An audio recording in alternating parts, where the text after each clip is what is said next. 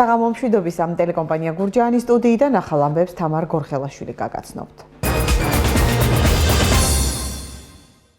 საქართველოს კათოლიკოს პატრიარქი უწმინდესი და უნეტარესი იუბილარია. ილია მეორის დღეს 84 წელი შეუსრულდა. ყველაზე დიდ და რთულ მომენტებში მისი წონასწორობა და სიბრძნე ძალიან მნიშვნელოვანია ერისთვის. ქართველთა შორის მინდა გითხრათ, რომ ყველაზე უდიდესი ქართველია ჩვენი პატრიარქი. ხმაური და დაპირისპირება გურჯაანის კულტურის ცენტრში დირექტორის მოვალეობის შემსრულებელმა სამსახურიდან 40 თანამშრომელი გაათავისუფლა. რატომ მიიღო ეს გადაწყვეტილება პაატა ძულიაშვილმა და რას ედავებოდნენ მას თანამშრომლები?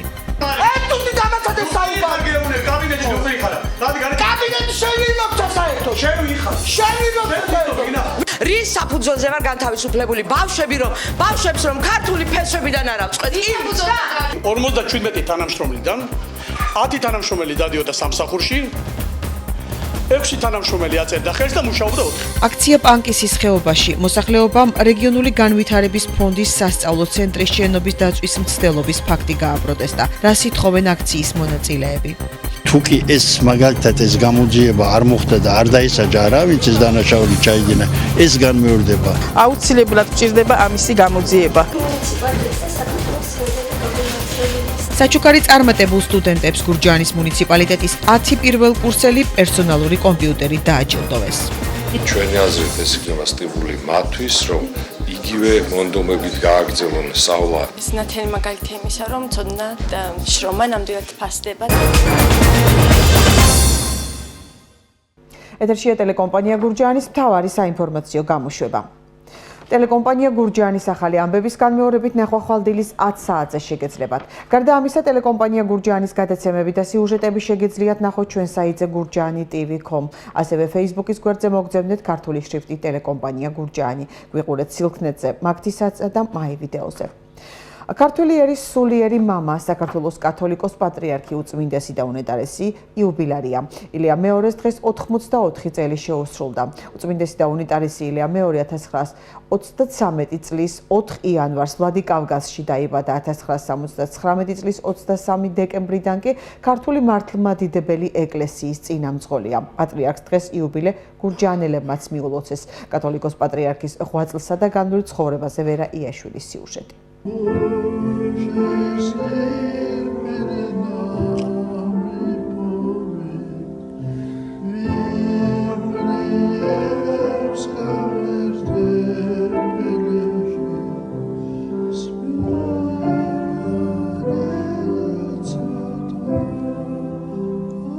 უწმინდესი და უნეტარესი ილია მეორე დღეს იუბილარია. უფლისა და სამშობლოსადმი უსაზღვრო სიყვარულის გზა, რომელსაც იგი დღემდე გადის 1933 წლის 4 იანვარს ვლადიკავკაზში მისი დაბადებიდან იწყება. ილია მეორე ერისკაცობაში ირაკლი შიოლაშვილი, გიორგი ღუდუშაური შიოლაშვილისა და ნატალია კობაიძის ოჯახში დაიბადა. ვლადიკავკაზის საშუალო სკოლის დამთავრების შემდეგ სწავლა მოსკოვის სასულიერო სემინარიაში გააგრძელა. დელმონაზონი ილია დაბრუნდა საქართველოში, სადაც უწმინდესმა და უნეტარესმა კათოლიკოს პატრიარქმა ეფრემ მეორემ განაწესა მღვდელ მსახურად ბათუმის საკათედრო ტაძარში. 1960 წლის 19 დეკემბერს იგი ახვანილ იქნა იღუმენის, ხოლო 1961 წლის 16 სექტემბერს არქიმანდრიტის ხარისხი. 1963 წლის 26 აგვისტოს კათოლიკოს პატრიარქ ეფრემ მეორის მიერ ქართული ეკლესიის მღვდელმთავართა თანამწირველობით არქიმანდრიტი ილია ხელდასმულ იქნა შემოქმედელ ეპისკოპოსად და დაინიშნა ქორეპისკოპოსად მისი უწმინდესობისა. 1967 წლის 1 სექტემბერს 1975 წელს უფლება სკუპიაზე ჯვრისდარებისა. დგება სრულიად საქართველოს კათოლიკოს პატრიარქის ინტრონიზაციის წუთები. ქართული ეკლესიის ყოველად სამღვდელო მღვდელმთავარნი სულიწმინდის მადლს მოიწვევენ ღვთივ გამორჩეულ გარდამოსვლისა.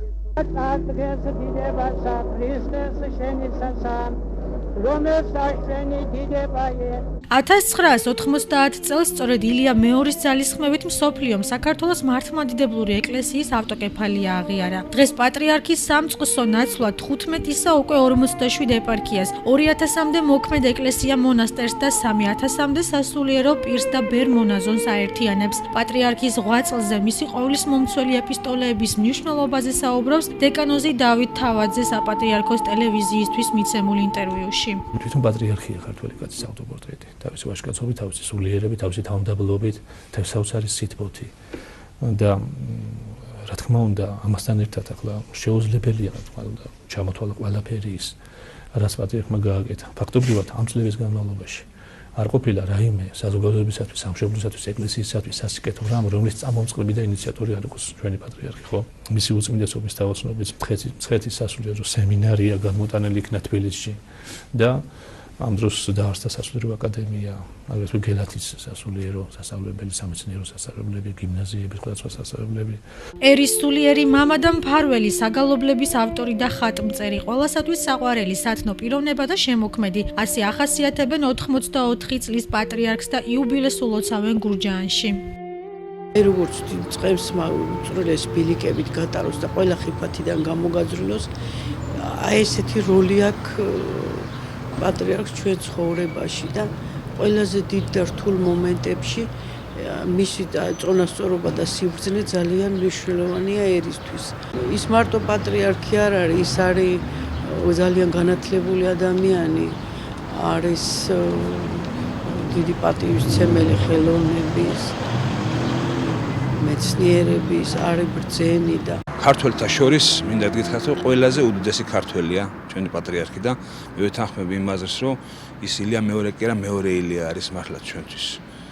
განუზომელია პატრიარქის ღვაწლი და პატრიარქის როლი თითოეული ნებისმიერი მართლმადიდებელი ქართველის ცხოვრებაში და ეს არის უდიდესი რამ, რაღაც ისეთი გამოუთქმელი სითბოთი, გამოუთქმელი სიყვარულით ვეგებები თითოეული ჩვენთაგანი მის ეთერში გამოსვლას, მის თითოეულ ნაბიჯს ვაფასებთ.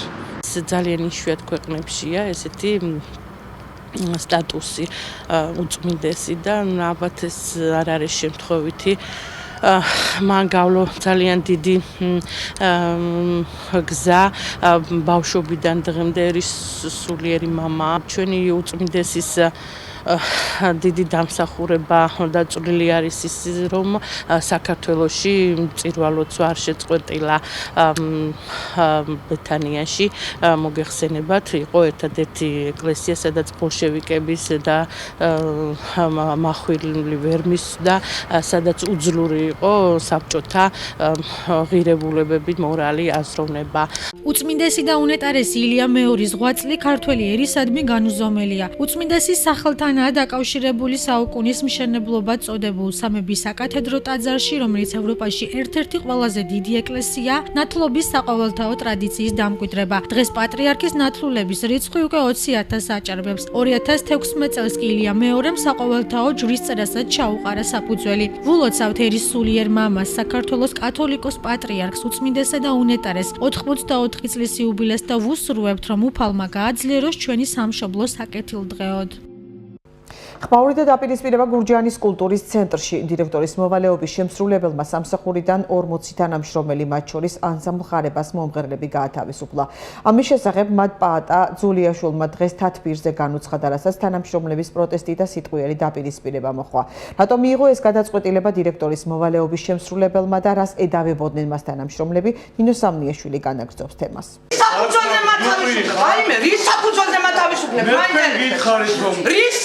ასეთი ხმაური და დაპირისპირება მოყვა გურჯაანის კულტურის ცენტრიდან 40 თანამშრომლის გათავისუფლებას. ისინი სამსახურიდან არა დირექტორმა ეთერ ლოლაძემ, არამედ ღონისძიებების მენეჯერმა პაატა ძულიაშვილმა დაითხოვა. მან თანამშრომლებს თათბირი ჩაუტარა, თავი წარუდგინა როგორც დირექტორის მოვალეობის შემსრულებელმა და 40 მათგან სამსახურიდან დათხოვნის შესახებ ამცნო, მათ შორის ანსამბლ ხარებასაც. გათავისუფლებულებმა გააპროტესტეს, თუ რა უფლება ჰქონდა მათსავით რიგი თანამშრომელს ასეთი გადაწყვეტილება მიიღო.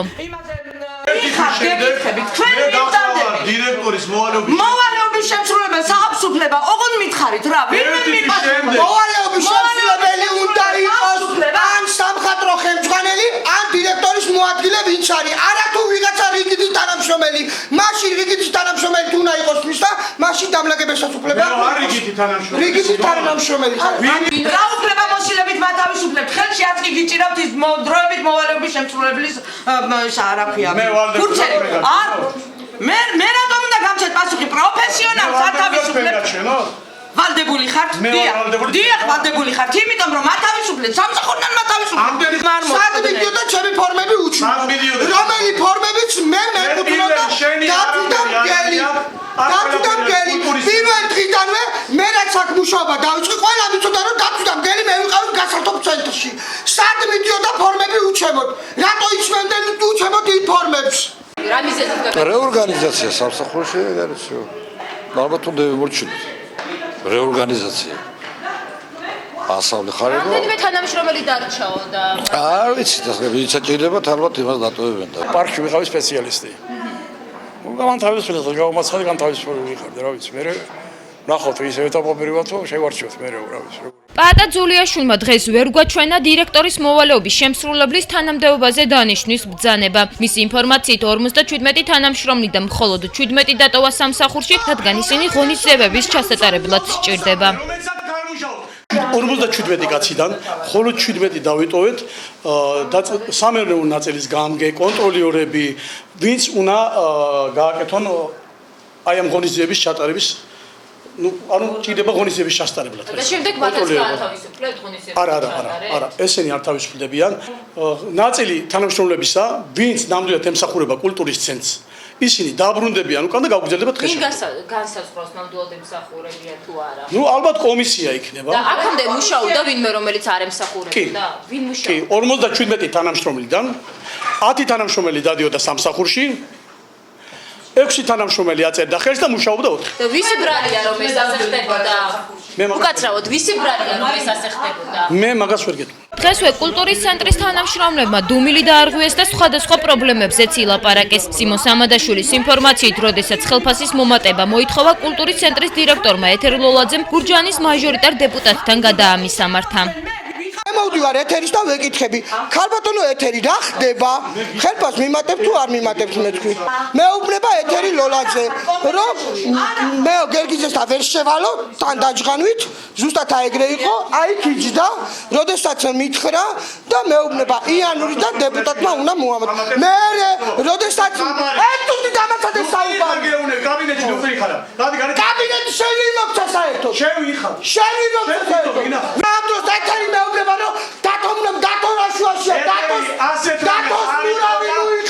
ამაზე კომენტარი დღეს დავით სონღულაშვილმაც გააკეთა. სამწუხაროდ ეს მუნიციპალიტეტის გადასაწყვეტი არის თანამშრომლების სამსახურში დასაქმება და მათი ხელფასის მატება. აქედან გამომდინარე, ჩვენთვის ცოტა უცხოა მსგავსი ტიპის კომენტარები და ძალიან სამწუხაროა თუ ეს არასწორად მიაწოდეს თანამშრომლებს. ამ საკითხზე ინტერვიუს ასაღებად კი დღეს ეთერ ლოლაძეს ვერ დაუკავშირდით. იგი 2 თვით ჩვეულებაშია გასული. რატომ თავად არ მიიღო თანამშრომლების დათხოვნის შესახებ გადაწყვეტილება და ვინ მოიფიქრა, რომ მის ნაცვლად მოვალეობა პაატა ძულიაშვილს შეესრულებინა, ეს დღეს ვერ დავადგინეთ. არდა დებულების თანახმად, როდესაც კულტურის ცენტრის დირექტორი ჩვეულებაში გადის, მოვალეობას სამხატვრო ხელმძღვანელი ასრულებს და არა რიგითი თანამშრომელი, როგორიც არის პაატა ძულიაშვილი.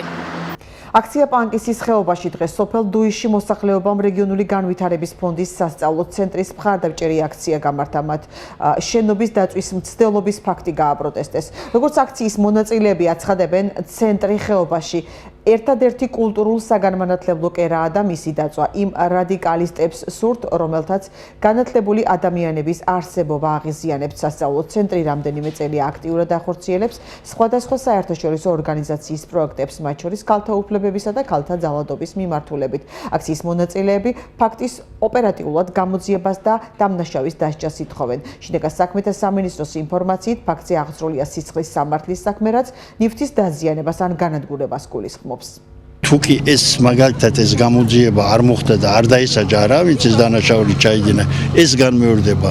ეს ერთადერთი კულტურის ცენტრი იყო მთელ ხეობაში და ამას თუ ჩააჩუმებენ არა, მე მიადგებიან სკოლებსა და ეგ არის, არაფერიც არ დარჩება. ისევ ის ბნელი თაობა წამოვა, როგორც მაგალითად დღეს აფრიკულ თუ მაგალითად ერაყში არის. ეს ხო სირცხვილია, ამაზე დიდი სირცხვილი როგორ შეიძლება? ეს წელი ჩვენი რელიგიის შეურაცხყოფა არის, ხალხის შეურაცხყოფაა. ჩვენ მოვითხოვთ, ნამდვილად მოვითხოვთ, რომ სამართალდამცავი ორგანოებისაგან და თუ დაგვჭირდა თვითხელისუფლებისგანაც მოვითხოვთ, რომ გამოიძიონ ეს აუცილებლად გვჭირდება ამისი გამოძიება. პანკისში ეს იყო ერთადერთი ნამდვილად კულტურული საზოგადოებრივი სასწავლო ცენტრი, რომელიც ჩვენს მომავალთაობას, ჩვენს შვილიშვილებს რო გამოადგებოდა, ისეთი კარგი აქტივობები ხორციელდებოდა, ამ პროექტები ხორციელდებოდა აქ ამ იმით, რომ არ შეიძლება ამისი დაკარგვა. რა თქმა უნდა, ხა მეკითხე მე რომ სპეციალურად არის გაჩენილი თუ არა, რა თქმა უნდა სპეციალურად არის, იმიტომ რომ აქ სალიერკა და ბენზინი არ გვიდგა ჩვენ აივანზე და წაკიდებული აქვს. და მე ხა კონკრეტულად არ შემიძლია დავასახელო, არ ვიცი ვინ გააკეთა ეს. ადრეც იყო რამდენიმე ესეთი ფაქტი, რომ ჩემთან პირადად ან Facebook გვერდზე, ან ისე პირადად უთქვიათ, რომ არ მოსწონთ ჩემი საქმიანობა, თორე ისე სხვა თემას მე ალბათ უკავშირებ ამ თემას, რომ ეს იყო ერთ-ერთი გაფრთხილება, რომ ჩვენი საქმიანობა არ მოსწონთ და უნდათ რომ შევწყვეტო. საჩუქარი წარმატებულ სტუდენტებს გურჯაანის მუნიციპალიტეტის ყველაზე მაღალი ქულების მქონე 10 პირველ კურსელი პარლამენტარ დავით სონღულაშვილის ინიციატივით კომპანია Softline საქართველოს კომპიუტერები დაასაჩუქრა. გურჯაანის მაჟორიტარმა დეპუტატმა სტუდენტებს საჩუქრები პირადად გადასცა და წარმატება უსურვა. წარმატებულმა სტუდენტებმა სულ ცოტა ხნის წინ ფულადი ჯილდო მიიღეს გურჯაანის თვითმმართველობისგანაც. გურჯაანის მაჟორიტარი დეპუტატის დავით სონღულაშვილის ინიციატივით კომპანია Softline საქართველოს რაიონის 10 წარმატებული პირველ კურსელი კომპიუტერები დაასაჩუქრა. თითოეულ სტუდენტს უახლესი თაობის პერსონალური კომპიუტერი პირადად დეპუტატმა გადასცა და მათ წარმატებული სტუდენტობა უსურვა. 10 საუკეთესო პირველ კურსელი კონკურსის წესით გამოვლინდა. მათ ეროვნულ გამოცდებზე რაიონში ყველაზე მაღალი ქულები დააგროვეს. პირველ რიგში მინდა მადლობა გადაუხადო კომპანია Softline საქართველოს, რომელიც ხარში დაგვიდგა ამ აქციაში. დღეს 10 საუკეთესო სტუდენტს, რომელმაც ყველაზე მაღალი შეფასებები მიიღეს მისაღებ ეროვნულ გამოცდებში, გადაეცათ უახლესი თაობის კომპიუტერები. ეს თავისთავად ცხადია, რომ ჩვენი აზრით ეს იქნება სტიმული მათთვის, რომ იგივე მონდომებით გააგრძელონ სწავლის შემდგომი ეტაპი. დიდი მადლობა გურჯაანის გამგეობას ჩვენს მაჟორიტარს და კომპანიას Softline საქართველოს, რომ ზრუნავს ახალგაზრდების განათლებაზე და ჩვენს мотиваციაზე. დიდი მადლობა მათ, ძალიან ბედნიერი ვარ, რომ გადმომცეს კომპიუტერი. ერთხელ ბავშვებს შორის მთელი საქართველოს მასშტაბით მე-4 ადგილზე ვიყავი, კახეთის რეგიონში პირველ ადგილზე. დღევანდელი საჩუქარი ჩემთვის საკმაოდ ძვირფასია. ეს ნათელი მაგალითია იმისა, რომ ცოდნად შრომა ნამდვილად ფასდება და ამისთვის დიდ მადლობა მინდა გადავუხადო ჩვენს რესურს წენს ბატონ დავით სონღულაშვილს, ასევე კომპანია Softline-ს. დღეს მნიშვნელოვანი დღეა ჩვენი პირველ კურსელების ცხოვრებაში.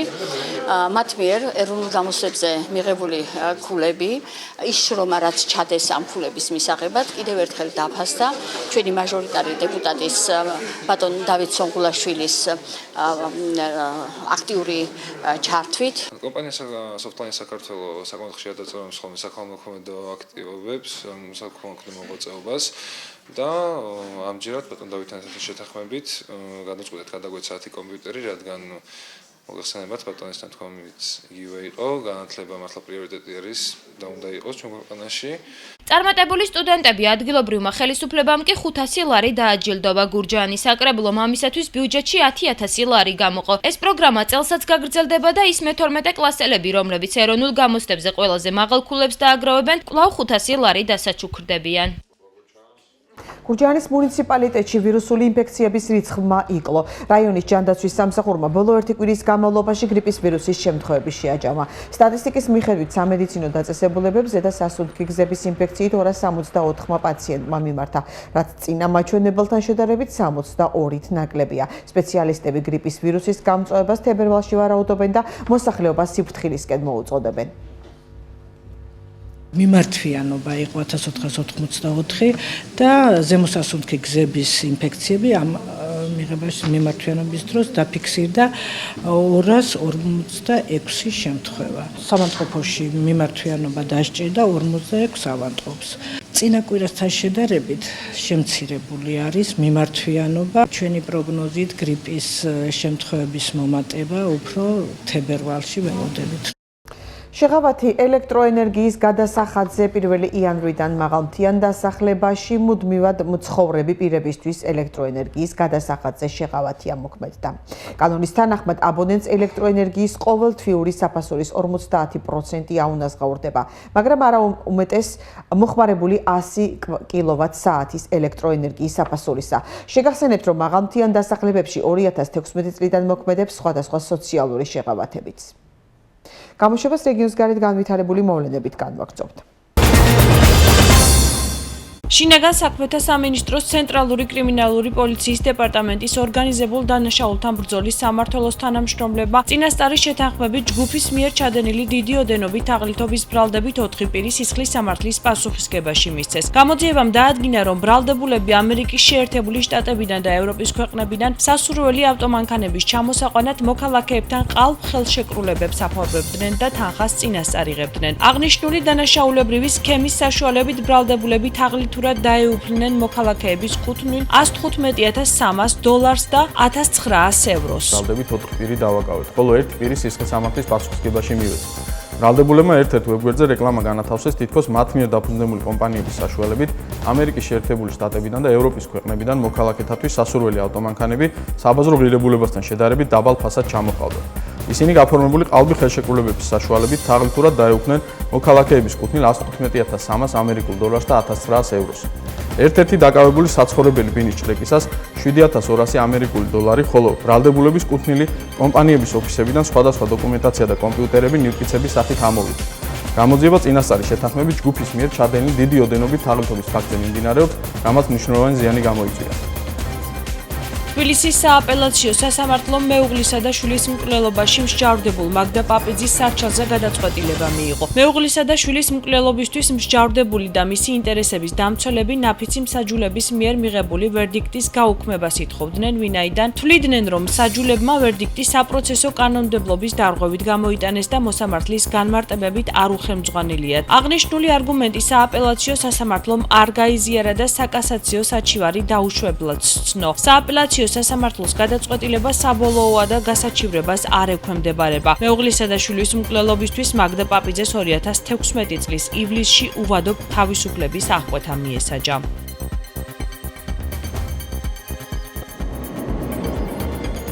ეს არის მიღები ბუნკერი, საიდანაც იწყება საერთოდ ჩვენი საწვავი ბრიკეტის წარმოება. ეს არის ერთადერთი ან სადაც უბრალოდ თავიდან ხდება ჩაყრა და მერე მთელი სისტემა არის ავტომატიზირებული. ზუგდიდში მდებარე ამ მცირე საწარმოში უკვე 1 წელია თხილის ნაჭუჭის განსაკუთრებული ტექნოლოგიებით დამუშავების შედეგად ბრიკეტებს ამზადებენ. თამაზ ლომიძის განცხადებით გათბობის ეს საშუალება ევროპის ბევრ ქვეყანაში დიდი პოპულარობით სარგებლობს.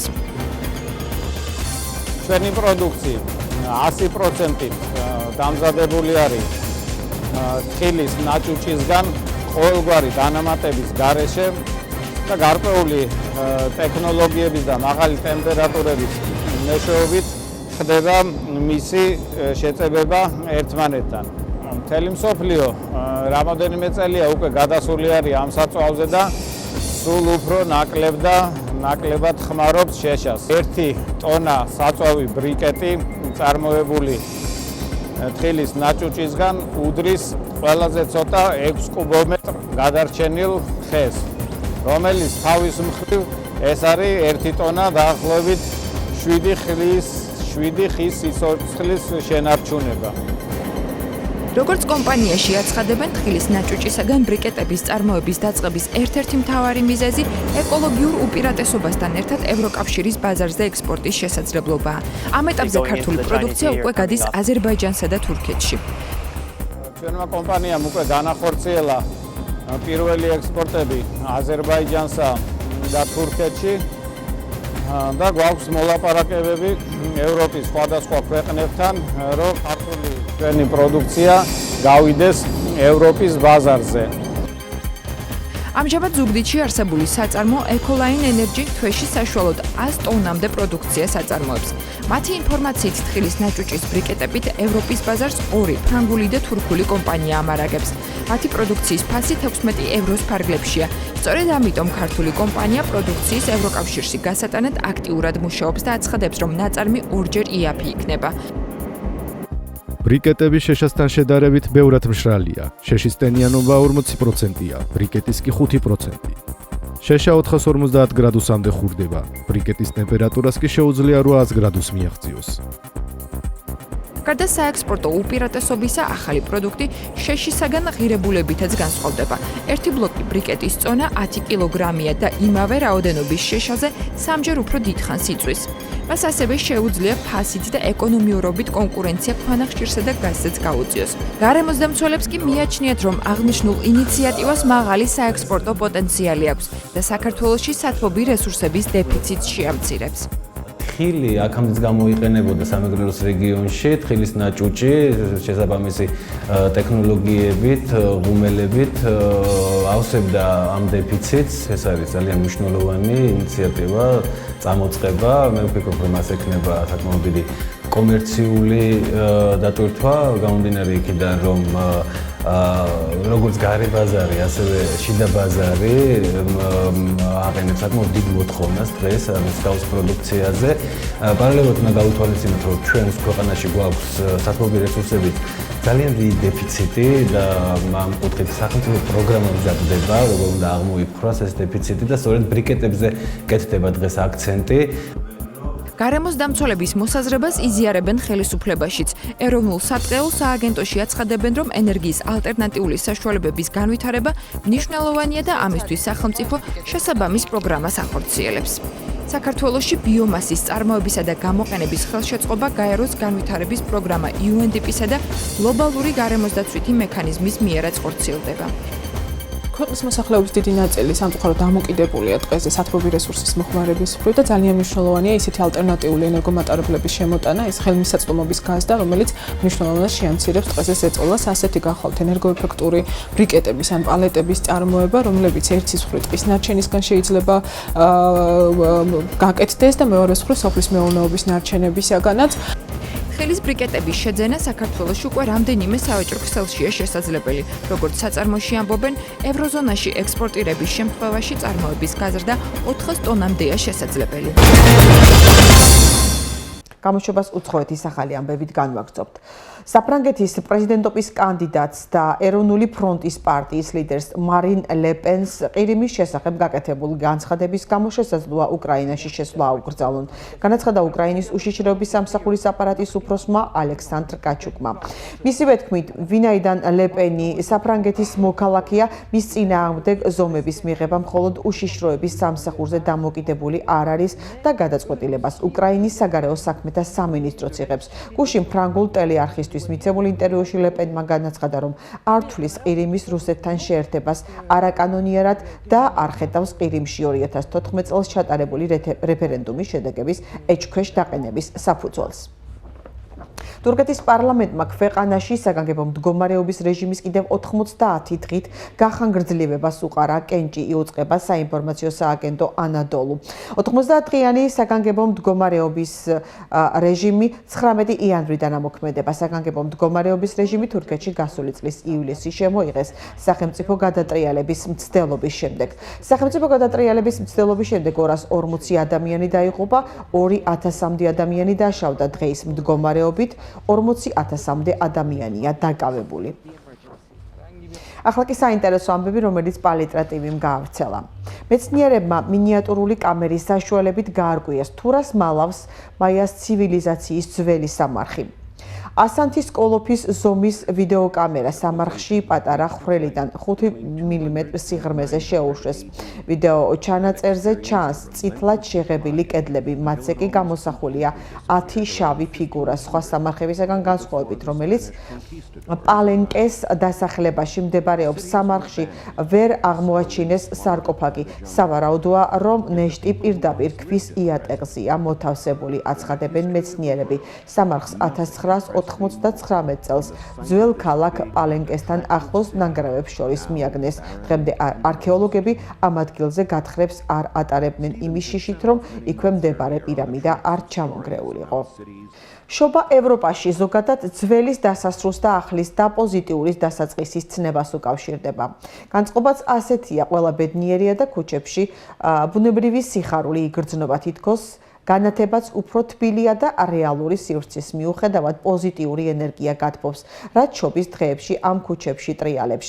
შეგიძლიათ პირდაპირ ადევნოთ თვალი, თუ როგორ ამზადებენ სხვადასხვა ნივთს ადგილობრივი ოსტატები და თბილი გლინტვეინით ხელში გაუყვეთ საშობაოდ მორთულ სასიამოვნო სანელებლებით გაჯერებულ ქუჩებს. საშობაოდ მორთული ხიდები და მდინარეთში მათი ანარეკლი, ტერასული კაფეები და საგანგებოდ შობისთვის მოწყობილი საციგურაო მოედნები ეს ყველაფერი შობის დღესასწაულზე ევროპული ქალაქებისთვის განუყოფელია. თან შეგიძლიათ გლინტვეინი მიირთვათ და მხიარული განწყობით იხეტიალოთ ქუჩებში. ყველაზე მეტად მაცდურად მაინც მაღაზიის ვიტრინები გამოიყურება.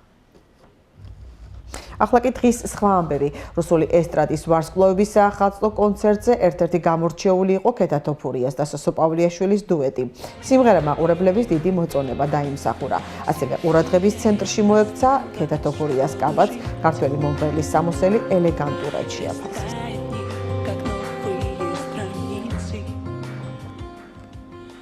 საქართველოს კალათბურთელთა ნაკრების ფორვარდმა თორნიკე შენგელიამ ესპანეთის ჩემპიონატში მორიგი წარმატებული მატჩი ჩაატარა.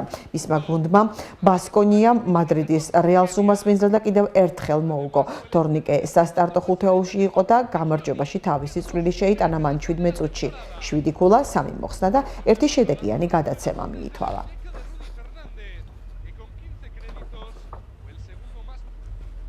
ახლა კი ვნახოთ როგორი ამინდი იქნება.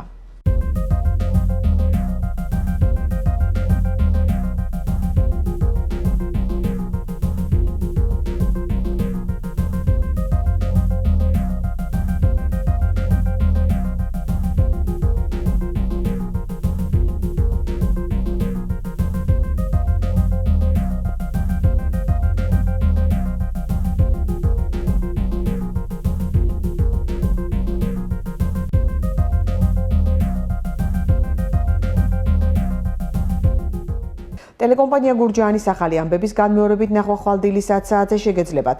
გარდა ამისა, ტელეკომპანია გურჯაანის გადაცემები და სიუჟეტები შეგეძლიათ ნახოთ ჩვენ საიტზე gurjaani.tv.com. ასევე Facebook-ის გვერდზე მოგზავნეთ ქართული შრიფტით ტელეკომპანია გურჯაანი. გვიყურეთ სილქნეტზე, მაგთისაცსა და მაი ვიდეოზე. ჩვენი გამოშვება კი ამით დასრულდა. ნახვამდის.